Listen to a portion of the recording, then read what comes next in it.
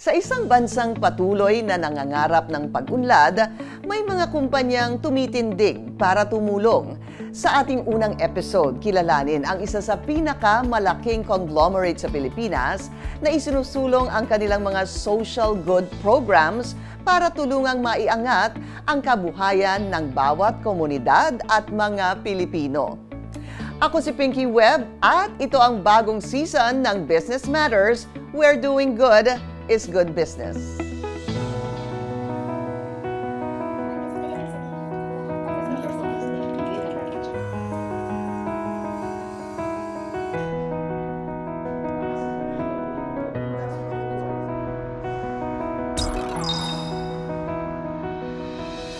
Education po kasi yung one thing na hindi ma-take ng ibang tao sa atin.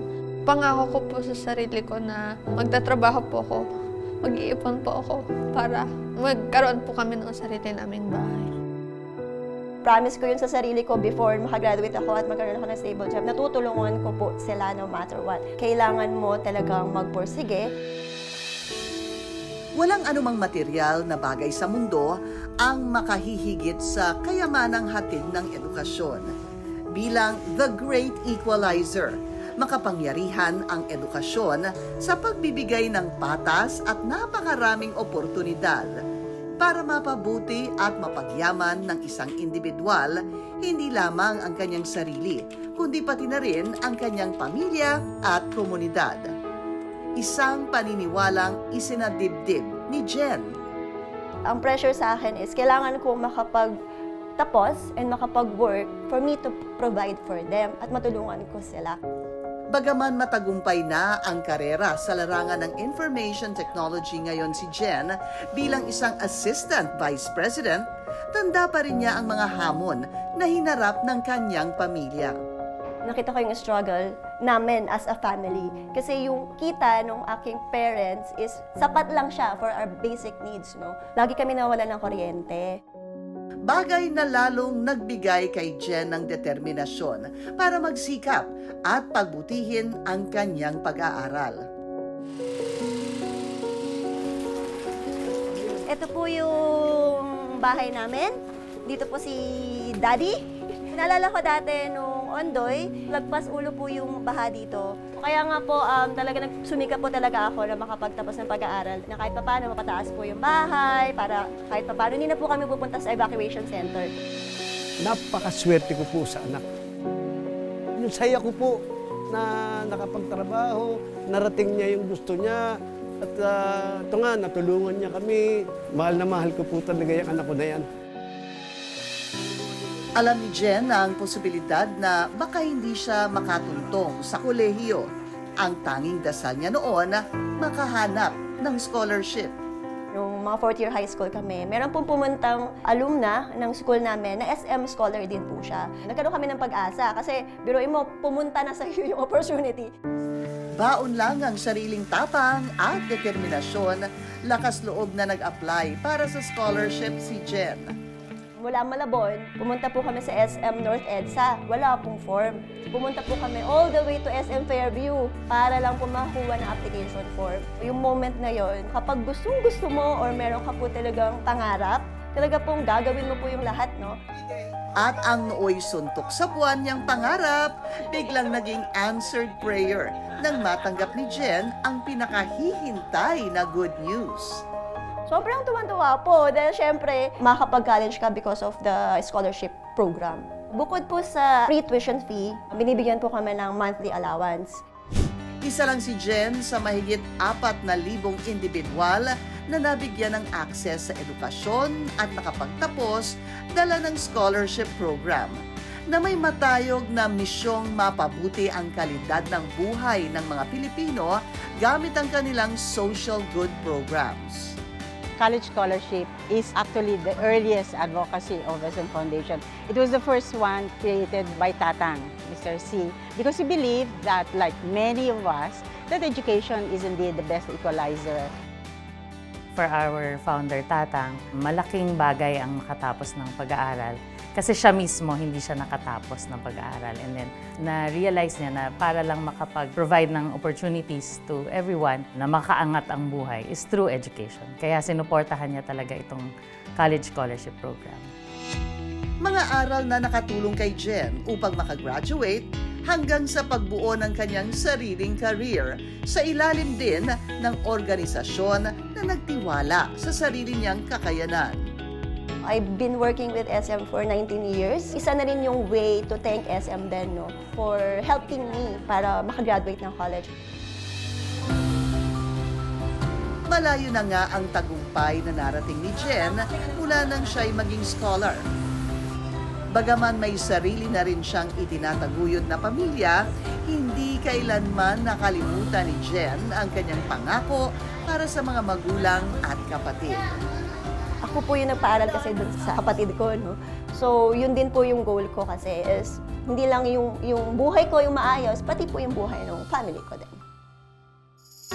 Nagsilbing tulay lang tungo sa magandang buhay ang scholarship para kay Jen. Pero ang kanyang pagtawid dito ay dala ng sipag, determinasyon at pangarap na makaahon sa kahirapan.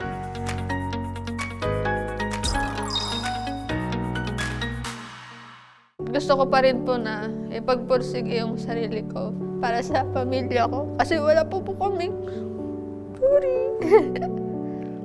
Wala po kasi kaming sarili pang bahay.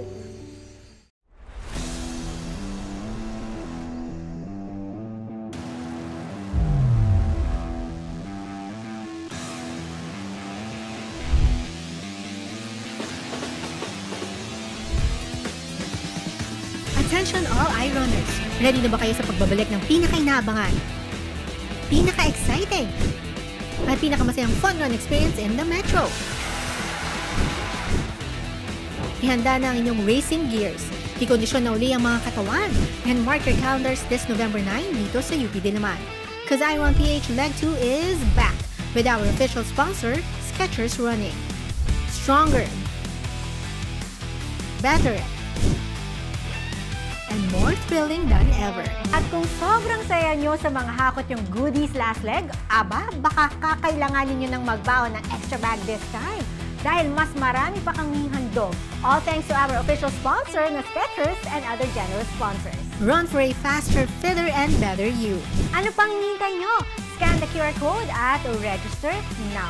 Iron PH Leg 2 is presented by TV8 Media Productions and UP Lambak, running for the benefit of the Office of the Vice Chancellor for Administration, UP Diliman, at ang mga partner farmers ng UP College of Social Sciences and Philosophy Office of Service Learning Outreach and Pahinungot, with our official sponsor, Skechers Running.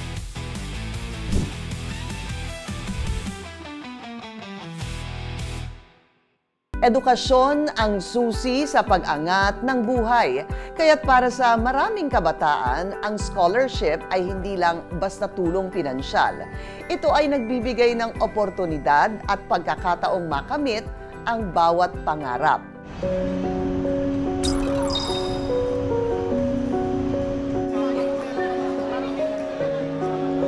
SM Foundation Scholar. Hindi matatawarang saya, mga ngiti at ningning ng pag-asa ang maaaninag sa bawat muka ng mga estudyante sa graduation ceremony na ito ng isang kolehiyo nitong Agosto. Pero sa gitna ng selebrasyon na ito, isang individual ang sinasariwa ang kanyang naging paglalakbay bago narating ang tagumpay na tinatamasa ngayon. Marjorie J. Cum laude, SM Foundation Scholar. Si Marjorie, na gaya ni Jen, ay isa ring estudyante na nagsimula lang sa isang simpleng pangarap, ang makatulong na maiahon ang kanyang pamilya sa kahirapan.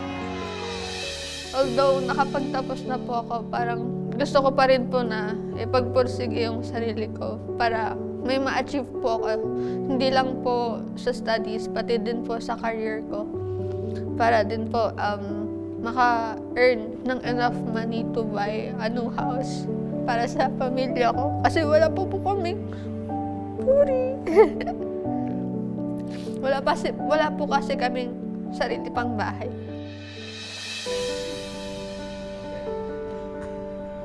Dala ng pagsubok sa buhay, matinding sakripisyo ang kinailangang gawin ng mga magulang ni Marjorie para maitawid ang kanilang pang-araw-araw.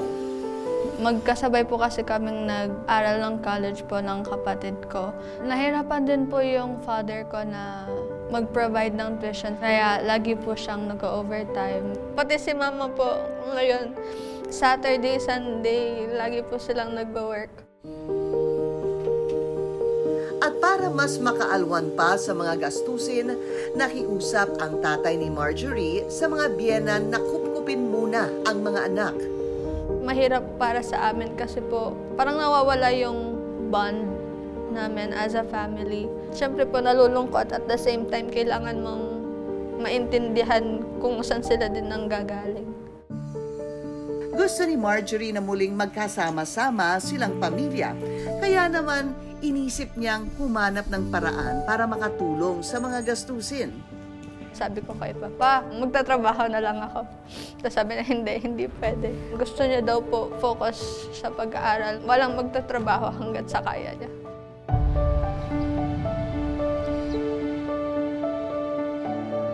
Kaya naman itinuon ni Marjorie ang lahat ng kanyang atensyon sa pag-aaral. Naghanap ng posibleng scholarship para makapagkolehiyo. Lalo't alam niya na magiging susi ito para mapaunlad hindi lamang ang sarili, kundi ang buhay ng kanyang pamilya. Nagsuscroll po ako sa Facebook. Nakita ko po kasama si SM Foundation doon. Without telling my parents, nagpasa na po agad talaga ako ng application. Palihim ding nag-exam si Marjorie. Bitbit lamang ang dasal na mabigyang katuparan ang kanyang pangarap. At nang matanggap niya ang resulta, Sinat ko agad sa GC namin po. Sabi ko pa, nakapasa na ako. Yung father ko po noon nasa trabaho. Tapos nung nakita niya yun, sabi niya, walang tatawag, baka umiyak ka. Nakaka-fulfill. Kasi naramdaman ko yung saya ng tatay ko noon eh. sa tulong ng mga scholarship, nakapag-aral at nakapagtapos si Marjorie ng kursong Computer Engineering. Pero bukod sa pinansyal na aspeto, itinatanim din ng programa sa isip at puso ng kanilang mga scholar ang diwa ng pagkakaisa at pagtutulungan para lalong magbigay inspirasyon na pagbutihin at paunlarin ang kanilang mga sarili. Nakausap ko po yung co-scholar ko po. Nung na-interview ko siya, sabi ko, grabe, ang dami na niyang na-achieve sa buhay niya. From Singapore, tapos pumunta na siya ng Germany. Parang sa sarili ko din, inisip ko, sana maging ganun din po ako. Maganda na yun ang nagiging kalabasan nitong program na to. Yung iba nga nagtutulungan pa.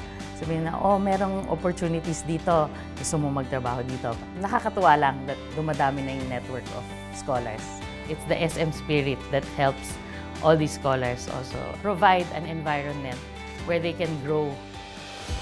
Kasunod ng pagtatapos ng yugto ng buhay ni Marjorie bilang estudyante, ang siyang simula naman ng bagong kabanata ng kanyang buhay. I'm proud sa anak ko kasi talagang pinilit niya makatapos.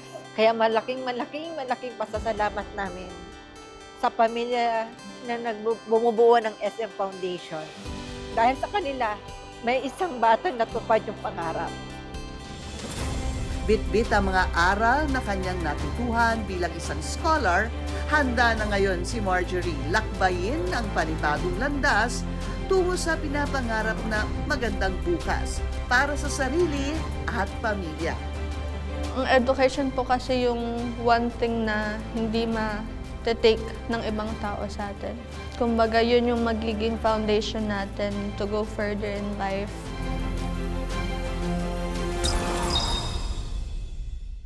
Hindi lang libro at guro ang kailangan para magkaroon ng mabuting edukasyon.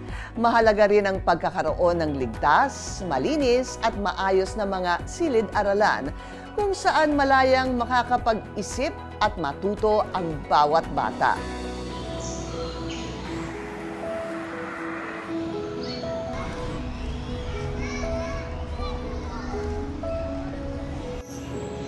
Isang Santa Filomena Central School sa mga paaralan sa Iligan City, Lanao del Norte, na may pinakamalaking populasyon ng mga estudyante sa lungsod. Ang maganda sa school kasi along the highway siya, malapit siguro, accessible siguro sa kanila. Pero kwento ni Teacher Judith, may kaakibat din itong hamon para sa kanila. Pag nasa DepEd ka, bawal kang refuse ng enrollees. Kaso ang problema talaga is yung classroom. Bilang butihing mga guro, tuloy lang sa trabaho si Judith at ang pamunuan ng Santa Filomena Central School. Tinatawag namin yan mostly is emergency class. Ang ginagawa namin sa isang classroom, 2 teacher, 2 seksyon. Yung iba ay sa umaga, ang iba naman sa hapon. Kulang talaga yung classroom. Pag umuulan ng malakas, while nagkaklase kami, yung teacher naman nagmamap. Pero kung kayang tiisin ng guro ang suliranin, lubos namang naapektuhan nito ang kalagayan ng mga mag-aaral gaya ni Nathania. 39 po kami sa klase. Gumigising po ako sa 5:30 ng umaga. Nahihirapan po ako, lalo na sa init. Ang pagkakaroon ng dekalidad na edukasyon ay nagsisimula sa dedikasyon at kahusayan ng mga guro. Ngunit napakalaki ring papel ang ginagampanan ng isang gusali at mga classroom na siyang nagsisilbing kanlungan ng karunungan para sa mga kabataan. Bagay na binibigyang halaga ng social good arm ng isa sa nangungunang conglomerate ng bansa. Gamit ang kanilang mga programa sa edukasyon, partikular na ang kanilang school building program. We decided to also include the school building program for the public school system. Kasi iba yung learning environment. Ibig sabihin, tinutulungan natin yung mga bata para makapag-aral sa isang environment na komportable sila, safe sila, protected. At saka, yun naman nagtuturo. Gusto naman natin na relax sila. Sa pakikipagtulungan sa DepEd at kanilang Adopt a School program, nagpatayo ng panibagong gusali sa Santa Filomena Central School ang foundation at ang kanilang social good partners upang matugunan ang kakulangan ng mga classroom sa paaralan. Answered prayer Masaya po, naintindihan siguro nilang kahalagaan ng edukasyon. Kinakailangan masimulan na para magagamit ng mga bata. Amazing talaga. April ngayong taon nang magsimula ang groundbreaking para sa panibagong gusali sa Santa Filomena Central School. At sa loob lamang ng 4 na buwan, mabilis na nabigyang katuparan ang mga dasal at pangarap ng mga guro at estudyante sa paaralan nang buksan na ito noong Agosto.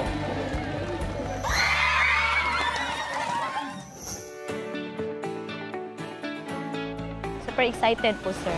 Finally, may bagong classroom na din po kami. Finally, ito yung sagot sa mga dasal natin. Kaya super motivated po kami mga teachers. Ma-inspire po talaga ako kasi pag maganda po ang classroom para sa akin, maganda rin ang way ko sa pag-learn.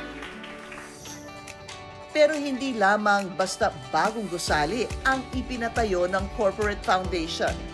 Tiniyak din nilang matutugunan ng mga pasilidad nito ang ilan sa mahahalagang pangangailangan ng mga guro at mag-aaral.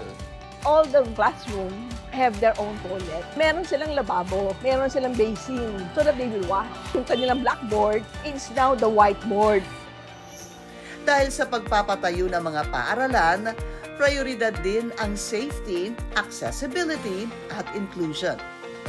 Sabi ko, magawa tayo ng hand washing facility, ginawa namin. PWD toilet. And they have a ramp leading to that. Mayroon na rin silang mini library,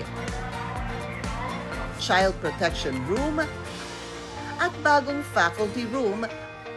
Nakakatuwa, you're able to help the smiles of the children.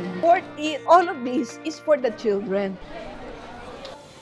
at sa pagkakaroon sa wakas ng bago at maayos na pasilidad sa Santa Filomena Central School, mas abot kamay na ngayon ang pangarap hindi lang para sa mga mag-aaral, kundi pati na rin sa mga guro ng paaralan. Words of gratitude is not enough to repay what you have done for the school. Buong pusong pagpapasalamat. Kasi nakasalalay dito yung kinabukasan ng mga bata. Pag maganda yung classroom mo, mas lalo kang motivated sa pagtuturo. Reflection din po ng kung ano yung environment mo sa the way pag-teach po yung teacher.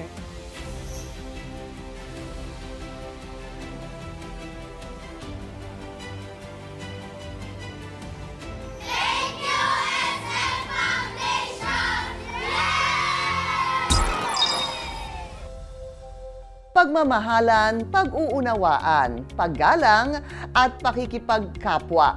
Lahat ng ito nagsisimula sa isang matatag na pamilya na may matibay na pananampalataya sa Panginoon. Bagay na siyang pinangangalagahan at inaalagaan ng butihing organisasyon na ito gamit ang kanilang mga programa.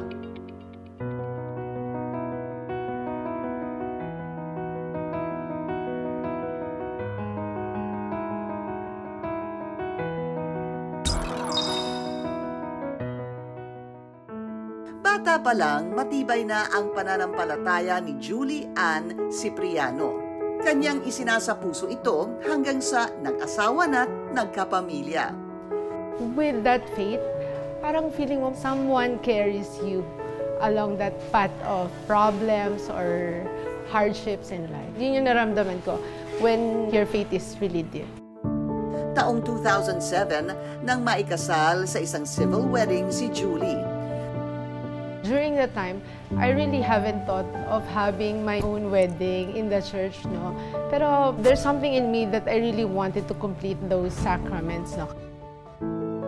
Sa paglipas ng mga taon, mas naramdaman ni Julie ang kahalagahan ng pagpapakasal sa simbahan, lalo na't gusto niyang maging mabuting ehemplo sa kanyang anak.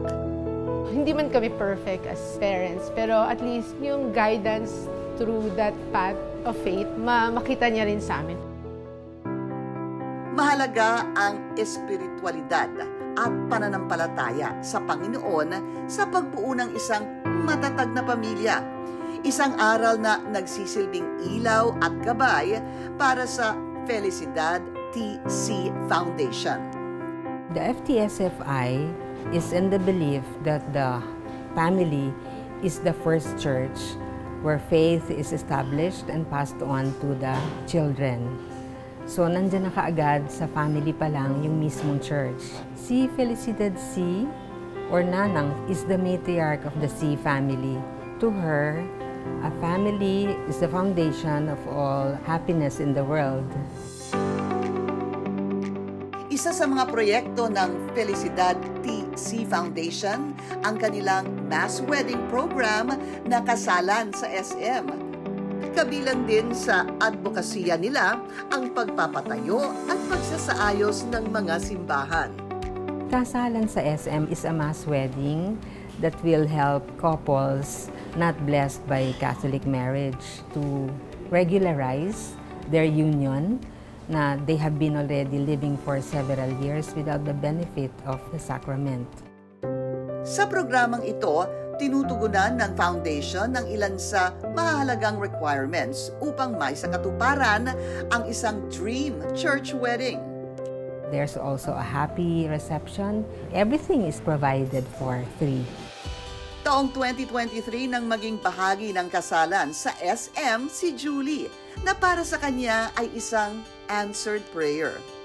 This wedding is one of the most memorable and something that I'll really treasure and be very thankful all my life to SM. Pero hindi lang sa pagbibigay ng libreng kasal, nagtatapos ang mga programa ng Felicidad TC Foundation. Bahagi rin ng kanilang advokasya ang pagbibigay ng importansya sa mga miyembro ng ating pamilya na nasa dapit-hapong yugto ng kanilang buhay.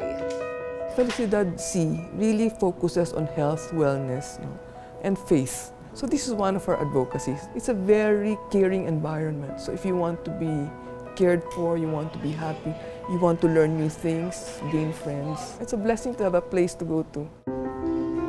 Sa trabaho noon, umiikot ang buong buhay ni Conchitina. Araw-araw kong kumayod. A normal day for me at that time was hectic. I have a husband and 3 children. And he said, "Why are you doing this to yourself? No, you don't have to work." Pero nanibago si Conchitina nang magretiro na siya. I had withdrawals. Parang, ito lang ba? Is this what I can do now? Why? No, why am I at this stage? Pero sa kabagalan na ito, napagtanto ni Conchitina na kahit senior na siya, pwedeng-pwede pa siyang matuto ng mga bagong kasanayan at maging isang produktibong individual. Bagay na kanyang nadiskubre dito sa Sunshine Place, isang recreational center para sa mga senior citizens. It's really to give seniors a second home, a place where they can relax, enjoy, and fulfill their bucket list. It's really for the development of their minds, bodies, and souls. Nagagawa rin nilang makisalamuha, mag-enjoy, at makabuo ng mga makabuluhang relasyon. This interaction, that in itself I think is very enriching. And then you see the fulfillment of people. Si Conchitina, di makapaniwalang ang dami pala niyang talento na ngayon lang niya nadiskubre. I never wanted to touch a brush until I got here. I'm amazed with myself. Pero kung may isang bagay na talagang nagbigay saya sa kanyang puso, a lot of new friends with different interests. We enjoy the things that are simple but very meaningful. Sa pamilya nagsisimula ang lahat. Paggalinga, pakikipagkapwa, pagmamahal. Mga kaugaliang mas napapalago at napagyayabong kung ang pananampalataya sa Panginoon ang nasa sentro. Personally, I completed the sacraments as a Catholic. Parang you feel like more closer to God. Hanggang sa Sunshine Place na nagbibigay buhay at saya sa ating mga nakatatanda. You relish the time you have for yourself in another section of your life. Lahat ng ito para sa mas matibay na pamilya at mas matatag na pananampalataya. Family is really a blessing, according to Mrs. Felicidad C. That is really the mission of the FTSFI, to take care of the young couples and then to also honor the golden years people in nurturing a happy and effective community.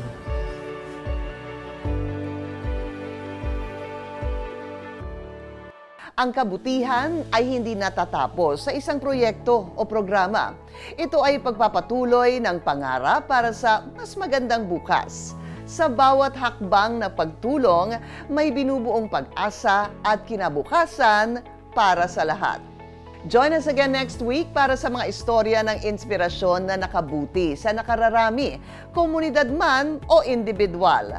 Para sa inyong comments, suggestions at updates, do follow us on our social media accounts. Ako po si Pinky Webb at ito ang Business Matters, where doing good is good business.